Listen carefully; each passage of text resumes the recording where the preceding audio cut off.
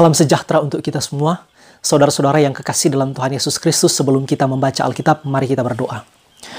Bapa di sorga, Bapa yang kekal, Bapa yang sempurna, tolonglah kami, berilah kami hikmat-Mu untuk mengerti firman-Mu yang suci dan kesanggupan untuk terus memperjuangkan kebenaran-kebenaran firman-Mu dalam setiap aspek kehidupan kami. Dengarkan doa kami Bapa, ampuni dosa kami, dan kami berdoa dalam nama Yesus Kristus sebagai satu-satunya Tuhan dan Juru Selamat kami berdoa.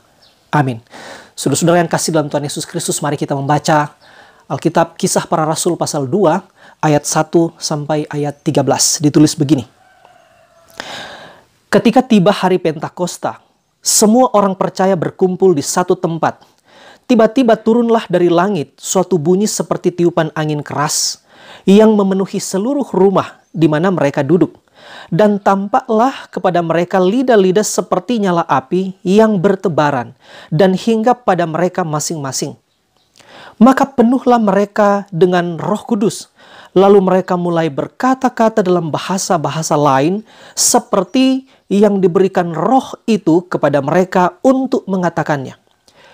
Waktu itu di Yerusalem diam orang-orang Yahudi yang saleh dari segala bangsa di bawah kolong langit. Ketika turun bunyi itu, berkerumunlah orang banyak. Mereka bingung karena mereka masing-masing mendengar rasul-rasul itu berkata-kata dalam bahasa mereka sendiri. Mereka semua tercengang-cengang dan heran, lalu berkata, "Bukankah mereka semua yang berkata-kata itu orang Galilea? Bagaimana mungkin kita masing-masing mendengar mereka berkata-kata dalam bahasa kita sendiri, yaitu bahasa yang kita pakai di negeri asal kita? Kita orang Partia, Media, Elam, penduduk Mesopotamia, Yudea dan Kapadokia, Pontus dan Asia, Frigia dan Pamfilia, Mesir dan daerah-daerah Libya yang berdekatan dengan Kirene, pendatang-pendatang dari Roma, baik orang Yahudi maupun penganut agama Yahudi, orang Kreta dan orang Arab. Kita mendengar mereka berkata-kata dalam bahasa kita sendiri tentang perbuatan-perbuatan besar yang dilakukan Allah." Mereka semuanya tercengang-cengang dan sangat termangu-mangu sambil berkata seorang kepada yang lain, "Apakah artinya ini?" Tetapi orang lain menyindir, "Mereka sedang mabuk oleh anggur manis." Saudara-saudara yang kekasih dalam Tuhan Yesus Kristus, saudara tahu orang Kristen itu memiliki 5 hari raya yang penting. Yang pertama adalah hari kelahiran Yesus Kristus, hari Natal. Itu fakta sejarah dan terjadi satu kali untuk selama-lamanya. Yang kedua adalah hari kematian Yesus Kristus, Jumat Agung. Itu fakta sejarah dan terjadi satu kali untuk selama-lamanya. Yang ketiga adalah hari Paskah, kebangkitan Yesus Kristus. Itu fakta sejarah dan terjadi satu kali untuk selama-lamanya. Yang keempat adalah hari Yesus Kristus naik ke sorga dan duduk di sebelah kanan Allah Bapa. Itu fakta sejarah dan terjadi satu kali untuk selama-lamanya. Dan yang kelima adalah hari Pentakosta, hari turunnya Roh Kudus. Itu fakta sejarah dan terjadi satu kali untuk selama-lamanya. Roh Kudus turun, lahirlah gereja. Roh Kudus turun, itu menjadi hari permulaan dimulainya sejarah gereja dan berlangsung dalam sejarah sampai selama-lamanya. Waktu Roh Kudus turun, Roh Kudus tidak pernah naik lagi. Roh Kudus sekali turun, dia tetap hadir menyertai gereja, menyertai orang Kristen sampai selama-lamanya, sampai Tuhan Yesus datang kembali. Pentakosta hanya terjadi satu kali. Jadi tidak benar seperti anggapan ada orang-orang lain yang mungkin saudara pernah dengar, ada Pentakosta kedua, ada Pentakosta ketiga. Ini ajaran-ajaran, itu pemahaman-pemahaman yang tidak mempunyai dasar Alkitab. Turunnya Roh Kudus menjadi kunci penting sekali lagi dimulainya gereja dalam sejarah. Roh Kudus turun itu menjadi hari lahirnya gereja dalam sejarah manusia. Roh Kudus turun itu menjadi kunci penginjilan, kunci kuasa pekabaran Injil yang dilakukan oleh gereja ke seluruh dunia. Saudara-saudara yang kasih dalam Tuhan Yesus Kristus, saudara tahu sebelum Yesus Kristus naik ke sorga, Yesus Kristus sudah memberi perintah kepada murid-muridnya untuk mengabarkan Injil ke seluruh dunia. Dan murid-murid sudah tahu perintah itu. Tetapi kuasa untuk memberitakan Injil itu belum diberikan kepada mereka. Karena itu, Yesus melarang mereka untuk meninggalkan Yerusalem. Yesus berkata mereka harus tunggu di Yerusalem sampai kuasa itu turun kepada mereka. Itu kalau kita perhatikan, misalnya di pasal 1, Kisah Para Rasul pasal 1 ayat 8. Ditulis begini, tetapi kamu akan menerima kuasa kalau Roh Kudus turun ke atasmu, dan kamu akan menjadi saksiku di Yerusalem dan di seluruh Yudea dan Samaria dan sampai ke ujung dunia. Nah, apa yang dijanjikan ini digenapi oleh Yesus Kristus pada hari Pentakosta. Nah, saudara-saudara, kalau kita juga membaca pasal 1, selama masa-masa penantian ini, rasul-rasul bersama orang-orang yang sudah percaya pada waktu itu. Kalau kita membaca dalam ayat 15 pasal 1, jumlah orang yang sudah percaya pada waktu itu ada kira-kira 120 orang. Tapi juga di pasal 1 ayat 14 ada hal yang dicatat di sana begini. Mereka semua bertekun dengan sehati dalam doa bersama-sama. Nah, ini menjadi menarik kalau kita membanding-bandingkan dengan misalnya Mazmur 133, di mana ada kesehatian, di mana ada kebersamaan terpelihara, maka kesanalah berkat-berkat Tuhan perintahkan. Jadi kita mendapat gambaran persekutuan orang Kristen yang mula-mula itu setelah Yesus naik ke sorga. Tidak ada lagi misalnya waktu kita membanding-bandingkan keadaan mereka waktu mereka masih bersama-sama dengan Yesus. Kadang-kadang di antara murid terjadi perdebatan, misalnya perdebatan tentang siapa yang terbesar di antara mereka, siapa yang harus duduk di sebelah kiri, siapa yang harus duduk di sebelah kanan kalau Yesus berkuasa sebagai raja. Tapi justru yang menarik adalah setelah Yesus Kristus naik ke sorga, mereka makin mengerti tentang cinta kasih. Mereka justru makin bersehati. Mereka terus memelihara kebersamaan. Mereka terus membangun doa-doa bersama. Dan karena itu mereka mengalami menerima berkat yang besar secara khusus dalam kaitan dengan apa yang kita baca di hari Pentakosta. Nah, saudara-saudara yang kasih dalam Tuhan Yesus Kristus, selain itu tentu mari kita perhatikan ada hal-hal yang sangat penting dari bagian Alkitab yang kita baca dari Kisah Para Rasul pasal 2 ayat 1 sampai ayat 13. Di ayat 1 dikatakan, ketika tiba hari Pentakosta, semua orang percaya berkumpul di suatu tempat. Pentakosta pada zaman itu sampai pada zaman rasul-rasul itu adalah Pentakosta berarti hari ke-50 dihitung sejak Paskah. Nah, Pentakosta dalam keyakinan agama Yahudi adalah sekali lagi hari ke-50 setelah Paskah. Ini mereka peringati berkaitan dengan dua hal. Yang pertama, hari Pentakosta itu diperingati atau dilaksanakan sebagai peringatan tentang peristiwa penting ketika Tuhan memberikan 10 hukum kepada Musa di Gunung Sinai. Yang kedua, hari Pentakosta itu juga mereka rayakan sebagai hari raya panen.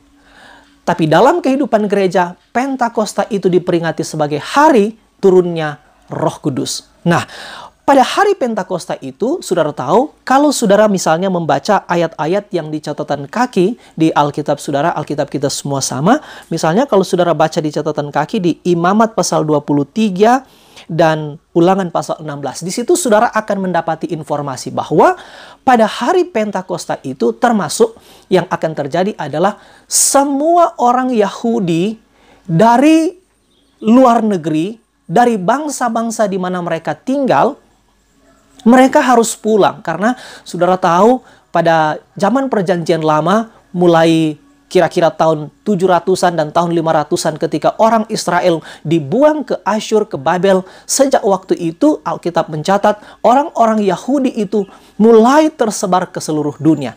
Tetapi pada hari-hari raya yang penting, salah satu hari raya yang sangat penting dalam kehidupan orang Yahudi, orang Israel adalah hari raya Pentakosta. Itu mengharuskan mereka pulang ke Yerusalem. Jadi pada hari itu orang-orang Yahudi yang tersebar ke luar negeri, ke bangsa-bangsa di mana mereka tersebar itu, mereka harus pulang ke Yerusalem.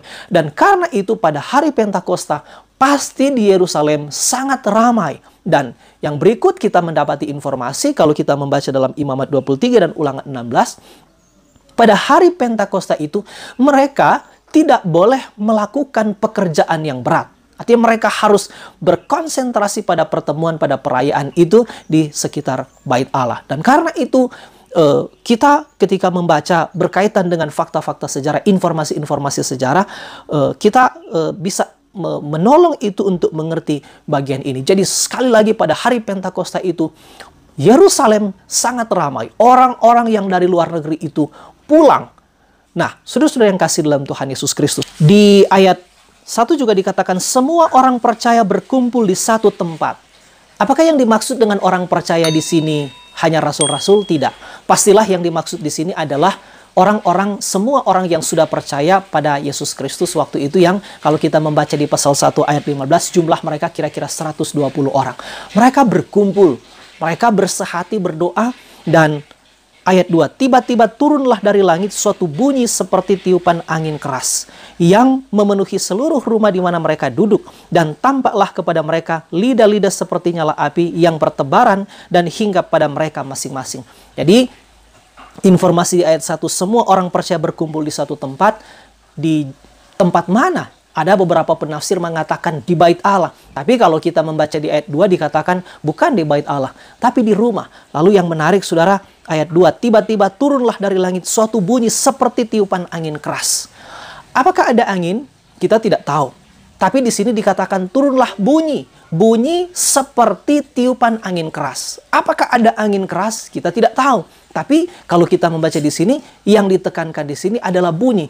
Turunlah bunyi dari langit seperti. Jadi seperti tiupan angin keras. Dan disertai kemudian kalau kita membaca ayat 3, ada tanda api.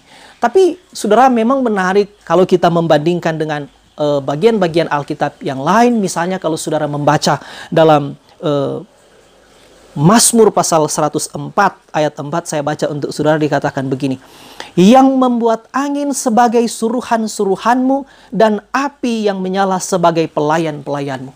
Artinya memang angin dan api ada banyak kali Tuhan pakai sebagai tanda kehadiran Tuhan. Bahkan yang menarik dikatakan di Mazmur itu, angin sebagai suruhan-suruhan Tuhan dan api itu sebagai pelayan Tuhan. Nah, ini menjadi menarik. Jadi sekali lagi, entahkah ada angin atau tidak, tapi ini tetap menjadi menarik karena kalau kita sekali lagi membandingkan dengan Mazmur 104 ayat 4 dan ayat-ayat yang lain yang saudara boleh baca di Alkitab, bahwa angin dan api itu bisa menjadi tanda kehadiran Tuhan. Angin dan api sering dipakai untuk menyatakan kuasa Tuhan kepada manusia. Nah, saudara-saudara yang kasih dalam Tuhan Yesus Kristus, angin adalah simbol dari kekuatan. Angin, saudara tahu, angin itu punya kekuatan yang dahsyat. Angin itu bisa membuat laut bergelombang. Angin itu bisa menenggelamkan kapal-kapal di lautan. Angin bisa merobohkan gedung-gedung yang sebesar dan semegah apapun. Angin bisa mencabut pohon dari akar-akarnya. Angin adalah simbol dari kekuatan. Jadi, andai kata pun kita harus memahami bahwa pada hari Pentakosta itu ada angin atau tidak. Tapi ketika muncul di sini bahwa istilah angin muncul, saya kira tetap menjadi penting bahwa waktu Roh Kudus turun, Roh Kudus itu juga akan memberi kekuatan kepada rasul-rasul, kepada semua orang percaya pada waktu itu. Nah, ini menjadi penting untuk kita renungkan. Ketika kita sebagai orang-orang beriman menjalani kehidupan kita di muka bumi ini, tidak selalu hidup kita akan aman. Tidak selalu hidup kita enak. Kadang-kadang kita menghadapi kesulitan, kadang-kadang kita menghadapi pergumulan, kadang-kadang kita menghadapi kesusahan-kesusahan yang besar. Tapi ayat ini memberitahu kita tanda apakah bahwa kita sebagai orang-orang percaya ketika menghadapi kesulitan itu tetap mendapat penyertaan Tuhan adalah waktu kita tetap memiliki kekuatan. Jadi sebaliknya, waktu kita menghadapi tantangan, kesulitan, pergumulan, maka orang-orang yang beriman itu akan tetap diberi kekuatan oleh Roh Kudus supaya dia tetap berdiri tegak dan tegar. Lalu ayat 3 dikatakan, dan tampaklah kepada mereka lidah-lidah seperti nyala api. Bukan api, tapi seperti nyala api. Tapi juga sekali lagi api menjadi penting untuk kita pikir-pikirkan, kita renung-renungkan. Dalam konteks waktu itu, saudara tahu, api paling kurang berkaitan dengan 3 hal. Pertama, api itu berkaitan dengan terang. Saudara, di zaman itu, zaman belum ada listrik, maka orang kalau berjalan dalam kegelapan, dia harus membutuhkan obor, dia harus membutuhkan api untuk menjadi terang. Maka kalau Roh Kudus turun, dia akan menerangi jalan hidup kita. Jalan kehidupan di dunia ini adalah jalan yang gelap, jalan menuju kebinasaan, jalan yang penuh dosa. Tapi orang-orang yang hidupnya dipimpin oleh Roh Kudus, orang itu akan terus berjalan dalam terang. Orang yang dipimpin oleh Roh Kudus, orang itu tidak akan tersesat. Ini menjadi penting. Yang kedua, api berkaitan dengan kehangatan.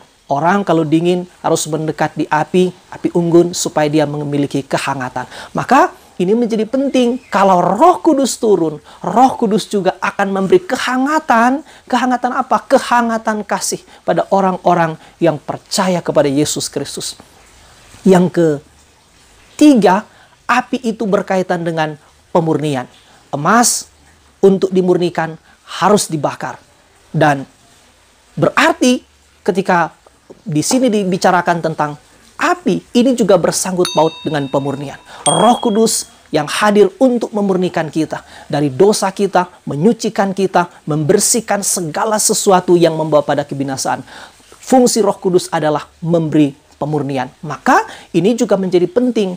Orang-orang yang dipimpin oleh Roh Kudus, orang itu akan terus berjalan dalam kemurnian. Orang-orang yang berjalan dalam pimpinan Roh Kudus, orang itu tidak akan pernah berkompromi dengan dosa. Orang-orang yang dipimpin oleh Roh Kudus akan memelihara hidup dalam kekudusan. Jadi orang-orang yang berkata bahwa mereka hidup dalam pimpinan Roh Kudus, mereka punya Roh Kudus, ada Roh Kudus dalam diri mereka, tapi mereka selalu berkompromi dengan dosa, mereka tidak memelihara kesucian kekudusan hidup, itu suatu kebohongan. Karena fungsi dari Roh Kudus atau tanda Roh Kudus ada pada orang itu adalah orang itu akan berjalan dalam kemurnian, kekudusan, menjaga hidup supaya tidak dicemari oleh dosa. Nah, ini menjadi penting. Dan karena itu saudara-saudara, ayat ini tetap menjadi penting untuk kita renungkan. Nah, kemudian di ayat 3 dikatakan, dan tampaklah kepada mereka lidah-lidah seperti nyala api yang bertebaran dan hingga pada mereka masing-masing. Hingga pada mereka masing-masing. Apakah hanya hinggap kepada rasul-rasul? Saya kira tidak. Ini pasti hinggap kepada mereka masing-masing. Tidak dikatakan di sini hanya kepada rasul-rasul. Memang nanti rasul-rasul secara khusus diberi kuasa untuk berbicara. Tapi hinggap kepada mereka semua, menjelaskan kepada mereka semua yang sedang berkumpul pada waktu itu. Jadi Roh Kudus waktu itu dicurahkan kepada semua orang yang sudah percaya kepada Yesus Kristus waktu itu. Yaitu yang sekitar 120 orang itu. Lalu ayat 4 dikatakan, maka penuhlah mereka dengan Roh Kudus. Lalu mereka, jadi siapa yang penuh dengan Roh Kudus? Bukan hanya rasul-rasul, tapi semua orang yang percaya pada waktu itu penuh dengan Roh Kudus. Lalu dikatakan di sini, lalu mereka mulai berkata-kata dalam bahasa lain. Bahasa lain di sini apa? Bahasa yang tidak dimengerti, seperti yang sering kita dengar. Ada beberapa kelompok yang menyebut di gereja, mereka mengatakan mereka berbahasa roh. Tapi kalau saudara perhatikan, entah kenapa di gereja-gereja, di kelompok-kelompok Kristen yang menyebut diri mereka berbahasa roh, ada kemiripan. Simbala-simbala, balalala, dan seterusnya. Hampir seperti itu. Tapi di sini dikatakan, penuhlah mereka dengan Roh Kudus, lalu mereka mulai berkata-kata dalam bahasa lain. Bahasa lain yang dimaksud di sini adalah bahasa apa? Nah, nanti terkonfirmasi di ayat-ayat selanjutnya. Nanti kita akan baca. Bahasa lain itu ternyata adalah bahasa-bahasa yang sudah ada pada waktu itu, yang nanti kalau saudara baca muncul 15 bahasa di sini. Jadi bahasa-bahasa lain di sini bukan bahasa-bahasa yang aneh, bukan bahasa-bahasa yang tidak dimengerti oleh orang lain. Mereka berbahasa asing. Mereka berbahasa, jadi waktu Roh Kudus turun, ini ada mujizat. Tiba-tiba murid-murid itu yang nanti kalau kita baca di ayat-ayat selanjutnya, memunculkan keheranan, orang sampai tercengang-cengang. Kenapa murid-murid itu? Jadi ini secara khusus yang berbicara adalah rasul-rasul. Mereka tiba-tiba berbicara dalam bahasa-bahasa asing. Bahasa apa? Di sini ada 15 bahasa yang dimunculkan. Nah, berkaitan dengan itu saya kira kita perhatikan kalimat berikut di ayat 4. Lalu mereka mulai berkata-kata dalam bahasa-bahasa lain seperti yang diberikan oleh roh itu kepada mereka untuk mengatakannya. Jadi kemampuan berbahasa lain ini adalah akibat dari Roh Kudus turun. Jadi ini pemberian Roh Kudus. Ini adalah anugerah dari atas, bukan sesuatu yang mereka pelajari. Nah, karena itu kalau ada kelompok Kristen, ada orang Kristen, ada hamba Tuhan yang berkata bahwa Roh Kudus itu bisa dipelajari, ini sangat berbahaya. Kalau ada yang berkata Roh Kudus yang dia miliki itu adalah hasil dia mempelajarinya, itu tidak benar, tidak berdasar secara Alkitabiah. Karena fakta yang kita dapati di Alkitab bahwa kemampuan berbahasa lain yang dimiliki oleh rasul-rasul atau mungkin oleh semua orang percaya pada awal-awal gereja mula-mula ini adalah hasil dari pemberian Roh Kudus. Pemberian Roh Kudus kepada mereka, bukan hasil studi mereka, bukan yang mereka pelajari. Tapi sekali lagi kita perhatikan di sini. Mereka berkata-kata dalam bahasa-bahasa lain seperti yang diberikan roh itu kepada mereka untuk mengatakannya. Nah, ini menjadi penting untuk kita perhatikan. Jadi hati-hatilah kita orang Kristen kalau ada yang berkata bahwa Roh Kudus itu bisa dipelajari atau mereka mempelajari bahasa roh. Tidak. Bahasa roh yang dimaksud di sini tentu juga bahasa roh yang dimaksud di sini berbeda dengan apa yang dikatakan oleh Rasul Paulus dalam 1 Korintus 12 ayat 14. Di sini justru bahasa-bahasa lain yang dipakai oleh rasul-rasul itu sekali lagi adalah bahasa-bahasa yang ada pada waktu itu. Dan karena itu kalau kita membaca terus di ayat 5. Waktu itu di Yerusalem diam orang-orang Yahudi yang saleh dari segala bangsa di bawah kolong langit. Nah, orang-orang Yahudi yang saleh, maksudnya orang-orang Yahudi yang berusaha menjalankan hukum Musa, yang berusaha mentaati peraturan-peraturan Tuhan, yang berusaha untuk menjalankan hukum Taurat dalam kehidupan mereka. Nah, di sini dikatakan waktu itu di Yerusalem diam orang-orang Yahudi. Jadi, memang waktu itu saya katakan di awal tadi, pada hari Pentakosta, ada keharusan orang-orang Yahudi dari luar negeri untuk pulang kampung dalam perayaan Pentakosta itu. Tapi juga di sini dikatakan ada orang-orang Yahudi yang dulu pernah tinggal di luar negeri, yang lahir di luar negeri sejak peristiwa pembuangan itu. Ada yang sudah tinggal di sana, ada yang lahir di sana, ada yang sudah memiliki keturunan di sana. Tapi ada masa dari informasi yang kita baca, ada masa orang-orang yang setelah mereka lahir di luar negeri, mereka sadar mereka harus pulang dan mereka harus tinggal menetap di Yerusalem untuk menjadi tua dan mati di sana. Jadi ayat-ayat ini tetap harus kita perhatikan. Jadi mereka yang diam di Yerusalem bisa berarti memang mereka sudah tinggal tetap, ataukah ini menunjuk kepada orang-orang yang hanya datang waktu itu dan suatu ketika mereka akan kembali lagi. Tapi bahasa-bahasa di negeri asal di mana mereka pernah tinggal itu mereka tetap pelihara. Nah, itu menjadi penting. Ayat 6. Ketika turun bunyi itu berkelumunlah orang banyak, mereka bingung karena mereka masing-masing mendengar rasul-rasul itu berkata-kata dalam bahasa mereka sendiri. Maka ayat 7, mereka semua tercengang-cengang dan heran, lalu berkata, bukankah mereka semua yang berkata-kata itu orang Galilea? Bagaimana mungkin kita masing-masing mendengar mereka berkata-kata dalam bahasa kita sendiri? Nah, ini yang saya katakan tadi. Bahasa lain yang diucapkan oleh rasul-rasul itu dimengerti oleh orang-orang yang mendengar. Bukan seperti yang sekarang. Kadang-kadang kita perhatikan ada orang-orang tertentu menyebut diri gereja, menyebut orang Kristen, menyebut diri berbahasa roh, tapi tidak ada yang mengerti. Nah, karena itu ini menjadi menarik untuk mengkonfirmasi bahwa bahasa apa yang digunakan oleh rasul-rasul itu adalah bahasa yang dimengerti oleh orang-orang yang mendengarkan itu. Karena itu mereka sangat heran, mereka dikatakan di sini tercengang-cengang. Mereka mungkin juga sangat kagum. Kenapa bisa orang-orang murid-murid itu orang-orang Galilea? Ini istilah untuk menggambarkan bahwa mereka sebenarnya tidak memiliki kemampuan itu. Tapi inilah mujizat yang dikerjakan oleh Roh Kudus di hari Pentakosta. Apa yang dianggap rendah oleh dunia, ditinggikan oleh Allah. Apa yang dianggap tidak berhikmat oleh dunia, dibuat berhikmat oleh Allah. Apa yang dianggap tidak penting oleh dunia justru dipakai oleh Tuhan untuk mempermalukan orang-orang yang merasa diri mampu, merasa diri berhikmat. Saudara-saudara yang kasih dalam Tuhan Yesus Kristus. Jadi hal-hal ini harus kita perhatikan. Mereka berkata-kata dalam bahasa lain. Nah, pertanyaannya sekarang, apa yang mereka katakan? Rasul-rasul itu membicarakan tentang apa? Nah, ini terjawab kalau saudara baca mulai dari ayat 11. Baik orang Yahudi maupun penganut agama Yahudi, orang Kreta dan orang Arab, kita mendengar. Jadi orang-orang itu waktu terjadi peristiwa di hari Pentakosta itu, mereka berkumpul mengerumuni rasul-rasul dan orang-orang yang sudah percaya karena peristiwa turunnya Roh Kudus. Mereka berkumpul. Jadi ini pasti telah mendatangkan daya tarik tersendiri. Orang-orang sudah berkumpul, sudah ramai waktu itu. Tapi mereka mengatakan orang-orang itu mendengar rasul-rasul itu berkata-kata dalam bahasa yang mereka mengerti, bahasa yang mereka pakai di negeri asal mereka. Tapi sekali lagi pertanyaannya adalah, apa yang mereka katakan? Kata-kata yang keluar dari mulut rasul-rasul itu tentang apa? Mereka membicarakan apa? Yang pertama, sekali lagi harus ditekankan, orang-orang yang mendengarnya mengerti.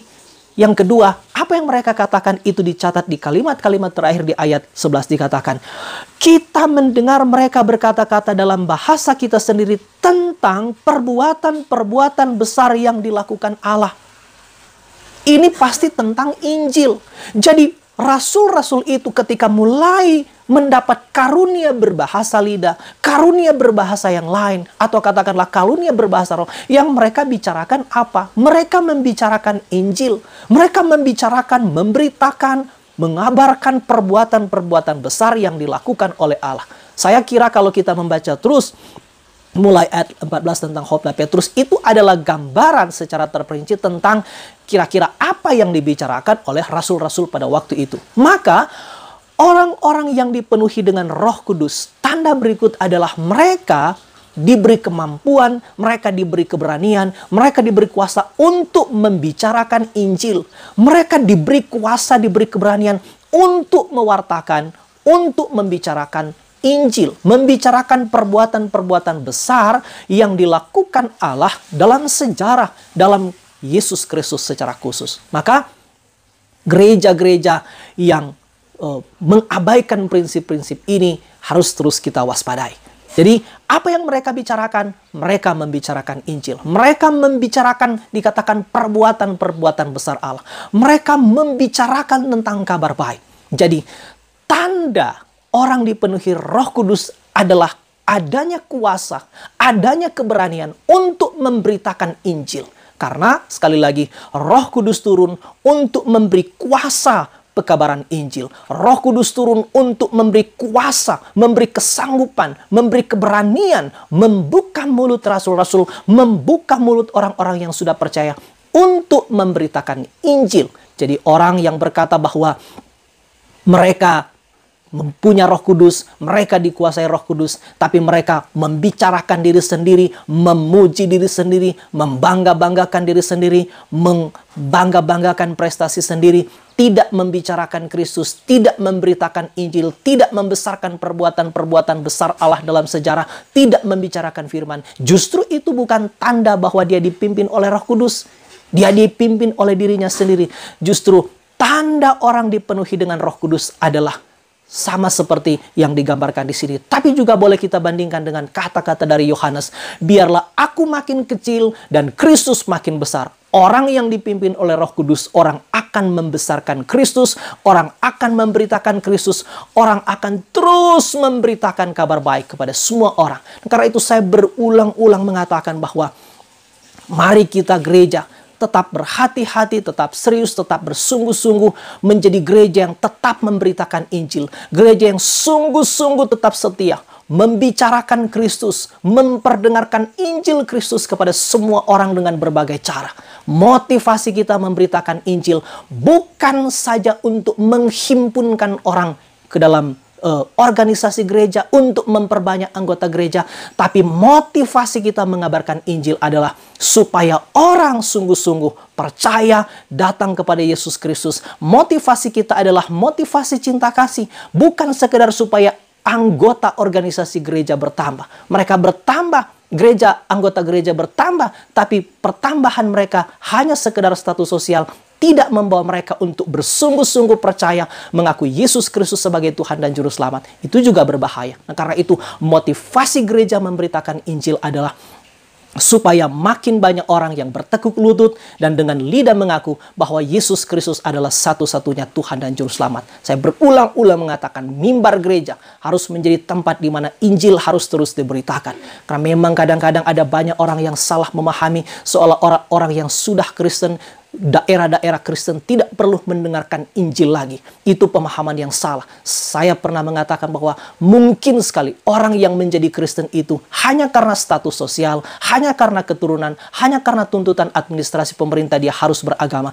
Tapi kekristenan bukan sebagai akibat dia beriman kepada Yesus Kristus, mentaati Kristus sebagai satu-satunya Tuhan dan Juru Selamat. Karena itu penginjilan tidak boleh berhenti. Dimulai dari gereja, dimulai dari mimbar gereja, dimulai kepada orang-orang Kristen, lalu boleh menjangkau keluar kepada orang-orang yang mungkin belum pernah mendengarkan Injil Kristus.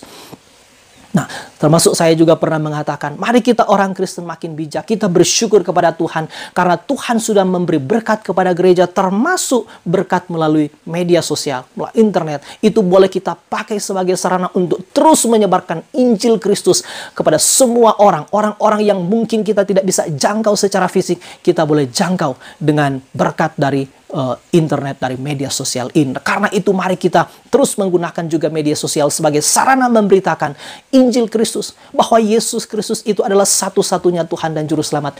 Yesus Kristus adalah satu-satunya penebus dosa. Di luar Kristus ada banyak nabi, di luar Kristus ada banyak rasul, di luar Kristus ada banyak pendiri agama, di luar Kristus ada banyak kitab suci. Tapi di luar Kristus tidak mungkin ada pengampunan dosa, tidak mungkin ada keselamatan, tidak mungkin ada hidup kekal. Yesus Kristus saja yang berkata, "Akulah jalan dan kebenaran dan hidup." Tidak ada orang boleh sampai ke sorga, tidak ada orang sampai kepada Bapa kalau tidak melalui aku. Ini inti dari Injil. Nah, ini yang harus terus-menerus diberitakan oleh gereja. Waktu rasul-rasul memberitakan Injil itu, waktu rasul-rasul membicarakan tentang Injil Kristus itu, membicarakan perbuatan-perbuatan besar, ada dua reaksi yang muncul kalau kita perhatikan. Ya, reaksi pertama dari orang-orang yang mendengar adalah mereka terkagum-kagum, mereka tercengang-cengang, mereka heran. Tapi juga ada yang menarik kalau kita membaca ayat 13, tetapi orang lain menyindir, mereka sedang mabuk oleh anggur. Nah, ini menjadi penting bagi kita. Kita tidak boleh berkecil hati kalau nanti waktu gereja, waktu orang Kristen, waktu kita sebagai pengikut Kristus setia memberitakan Injil, kita harus sadar, tidak seluruhnya akan diterima, tidak seluruhnya akan disambut dengan baik, tidak seluruhnya akan mendapat respon positif. Sangat mungkin sebagaimana terjadi pada peristiwa Pentakosta, rasul-rasul yang giat memberitakan Injil, membicarakan tentang Injil itu, juga mendapat sindiran. Bukan hanya itu, mendapat ejekan. Mereka mabuk oleh anggur manis. Ini kata-kata ejekan, ini kata-kata penghinaan. Jadi ini juga memberi pelajaran kepada kita. Sangat mungkin juga terjadi seperti itu. Ketika kita setia memberitakan Injil, mungkin ada orang yang menerima, mungkin ada orang yang menyambut, mungkin ada orang yang membuka hati menerima Injil, menerima Yesus Kristus. Tapi sangat mungkin juga sebaliknya. Ada orang-orang yang bukan hanya menolak, malah mereka mengejek Injil, mereka mengejek Yesus Kristus, mereka mengejek gereja, mereka mengejek orang-orang yang memberitakan Injil. Tapi itu tidak boleh membuat saudara berkecil hati. Karena kita semua mengerti prinsip bertobat atau tidaknya seseorang setelah mendengarkan Injil, ini adalah perkara supranatural. Orang bertobat itu tindakan supranatural Allah. Jadi tugas gereja adalah setia saja memberitakan Injil, bahwa Injil itu akan bertumbuh sangat bergantung kepada Roh Kudus. Tapi ini tidak berarti bahwa kita boleh asal-asal. Toh misalnya kita berkata, yang penting kita sudah memberitakan, akibatnya kita serahkan pada Roh Kudus, lalu kita akhirnya menjadi masa bodoh atau asal-asal atau tidak giat atau tidak bersungguh-sungguh. Tidak boleh. Kita harus bersungguh-sungguh memberitakan Injil. Akibatnya kita serahkan pada Roh Kudus. Kita percaya bahwa orang bertobat itu adalah tindakan supranatural Allah. Kalau ada penolakan, ada ejekan, ada hinaan, itu tidak boleh membatalkan kita, membatalkan semangat kita, tekad kita, komitmen kita untuk memberitakan Injil. Teruslah memberitakan Injil sampai Kristus datang kembali. Tuhan Yesus memberkati. Amin.